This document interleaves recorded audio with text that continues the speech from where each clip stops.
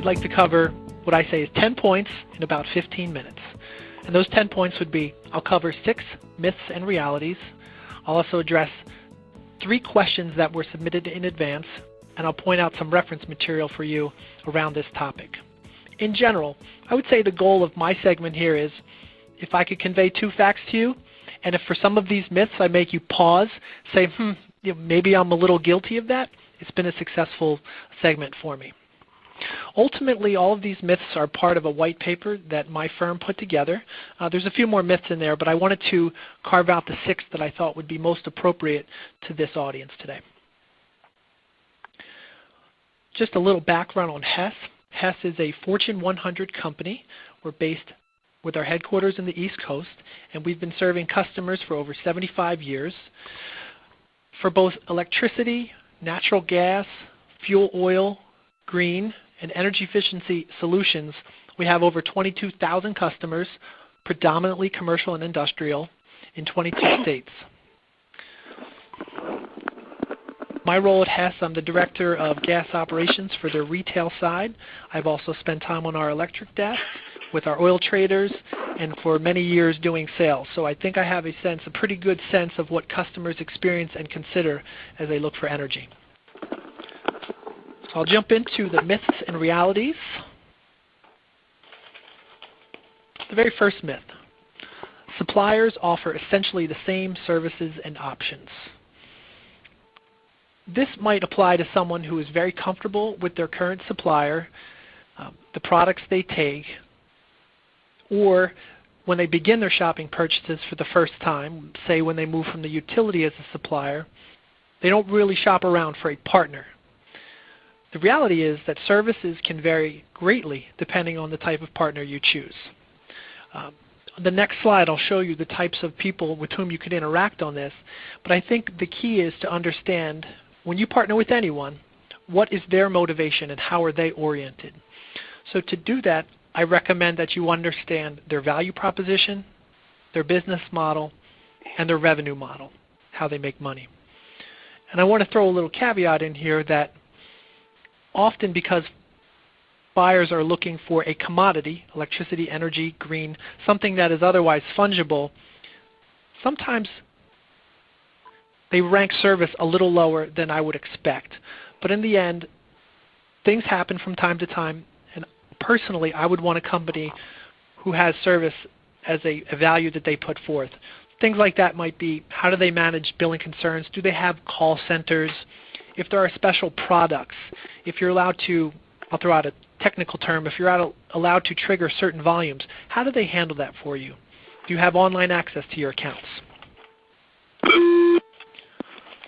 So getting into a little more detail about the type of players in this space, people that would help companies procure their energy supply, there are 5.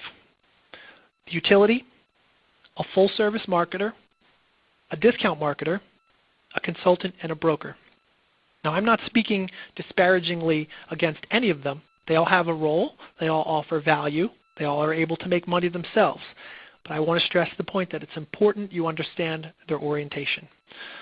I'll quickly cover their value proposition. By that I mean, what do they offer to you, the energy buyer? I'll cover their business model. How do they organize themselves? Where do they put their resources? What are their strategies? And then the third column, I talk about their revenue source. How do they make money?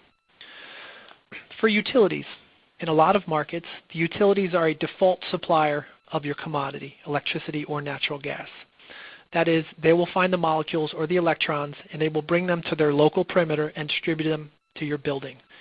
But the truth is, utilities are a distribution company. What they care about, where they make their money, their rate of return, is on the local pipes and wires. They're indifferent towards how they procure your supply. And to that end, because they have mechanisms to get, if they make errors, they have mechanisms to recover that in the tariff. Typically, for commercial industrial customers, this would not be how you want to procure your energy. Next is a full-service marketer. Here you have people that offer competitive supply. They have many products, deep knowledge in markets, regulations, and legal aspects.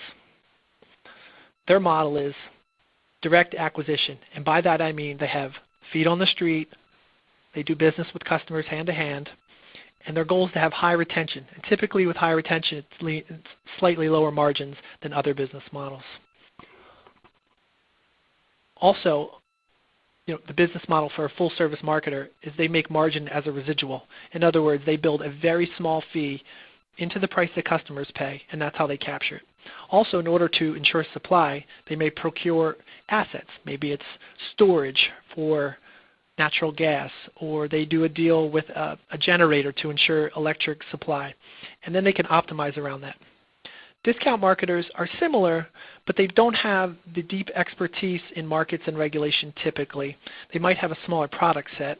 And I look at discount marketers as more around having really strong marketing, offering shorter term price specials to customers, because their model is a little bit more of a high churn model for customers via mass marketing and mass acquisition.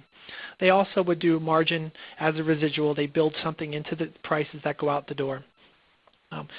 Some customers in here, I want to point out a technicality that can happen sometimes. If someone is in a 12-month deal where they understand clearly what the price is, when that term extends and they go on to what is an auto-renew price, depending on the person supplying you that energy, that might not be the most reflective price that the market is offering. So you want to be careful about your auto-renew prices. Consultants are very valuable in this space.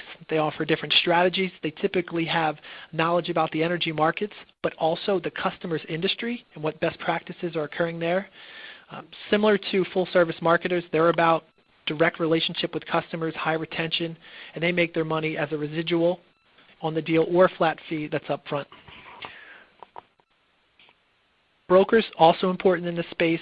Their real value is connecting the suppliers and the customers. And they can have a mix of knowledge. I've seen from experience some brokers are able to do this as a full-time job. Others might have transitioned from similar industries, say a mortgage brokers, into an energy broker. The important part is you just understand who you're dealing with. The second myth is that prices are essentially the same across suppliers. Reality is that the offers you see and the terms you experience, they can differ widely among suppliers. This comes down very simply apples to apples. Be careful that the price you're receiving at the time of your offer, the sticker price, is going to match the final bill price. And to that end, I would demand transparency from the bidders. I'd really want to understand what components are in a price. Similarly, if you engage a consultant or a broker to help you with your process, you'll demand the same of them. Help them ensure each of the underlying components in your supply are the same. Also, and this is an area that can also be overlooked, the contract terms. Contracts are only required when things go sideways. If you use more than your contract volume, how is that handled? All of these markets, they're evolving from a regulatory point of view. If there's a change in law, how is that covered? What you're looking for is a fair and balanced share of those risks. Quickly, I'd like to give you a case study of something that exists in the market. Two hypothetical companies, Upfront Energy Company and another Shady Energy Company. This is a customer that would be bidding for electricity. And you can see way down on the bottom of the slides, third from the last, there's a line called unit cost. So for Upfront Energy Company,